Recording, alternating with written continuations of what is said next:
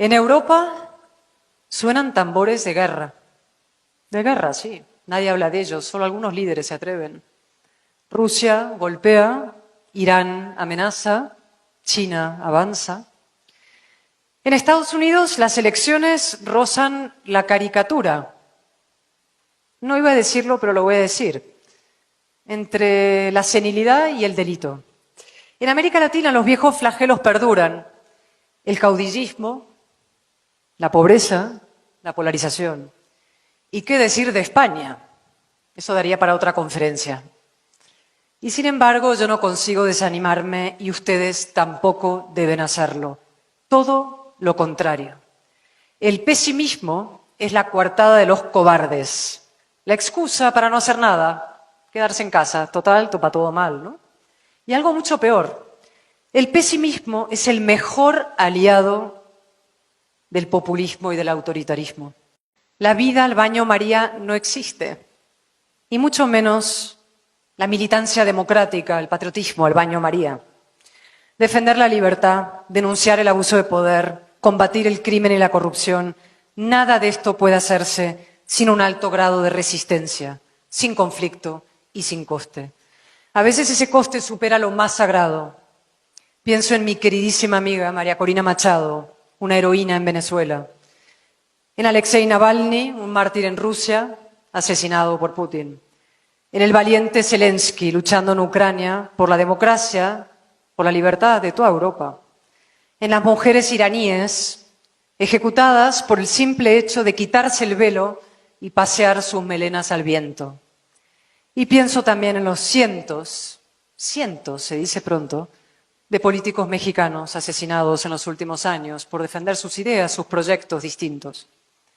Su sacrificio nos señala el camino y nos recuerda también de dónde venimos.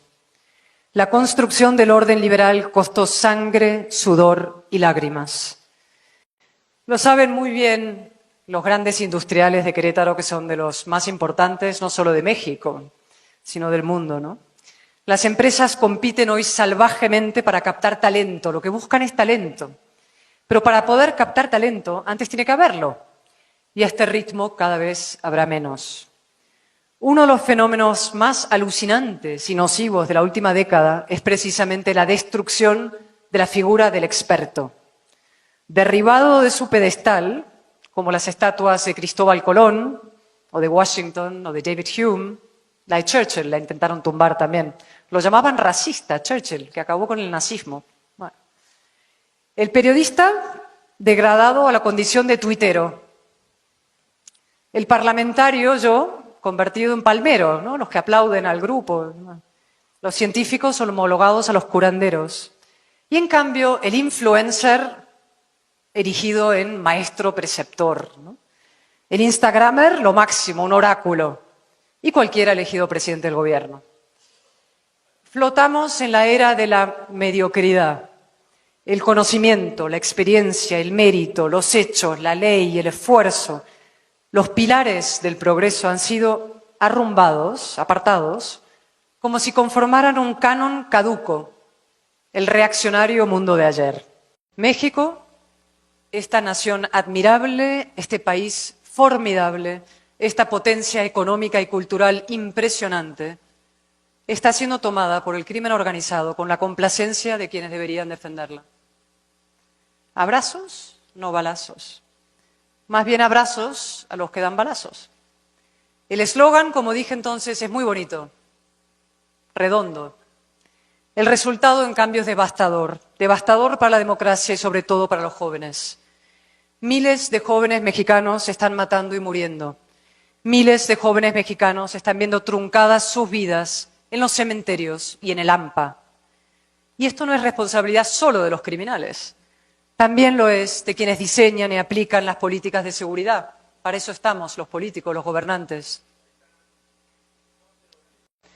Hay dictaduras en las que se vota casi religiosamente. La Rusia de Putin, por ejemplo, la Venezuela de Maduro, la Nicaragua de Ortega.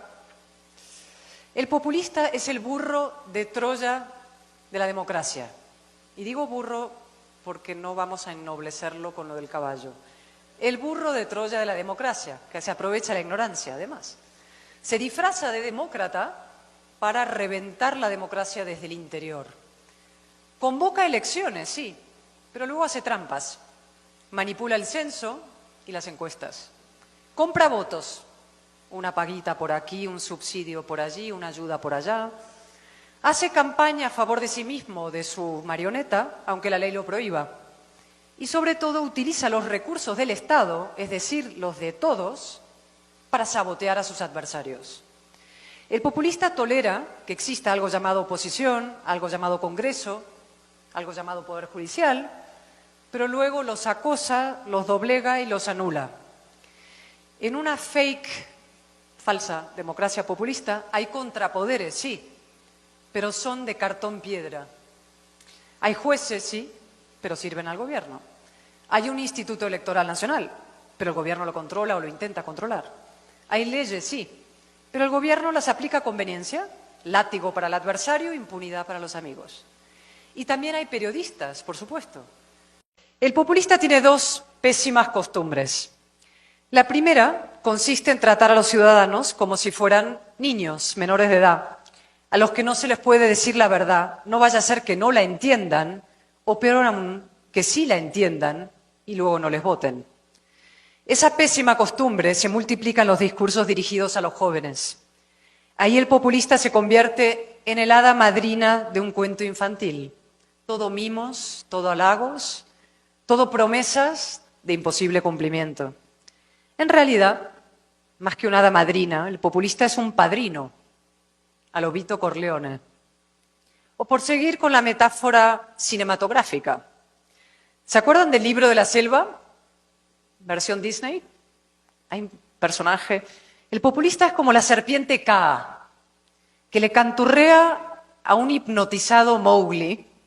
Confía en mí, solo en mí. Mientras va enroscándose a su alrededor para devorarlo. Estimados jóvenes, ustedes tienen en su mano que la política no sea un barrizal, un lodazal, donde chapotean pícaros, egoístas, corruptos, mediocres, y en cambio se acerque a su ideal, la gobernanza íntegra, integradora, inteligente de la casa común de los mexicanos. La razón necesita representación y la necesita de forma urgente. Así que despierten, interésense en la política, implíquense en la política, opinen de política, incluso practiquen la política de forma activa o como mínimo pasiva, con la movilización y con el voto.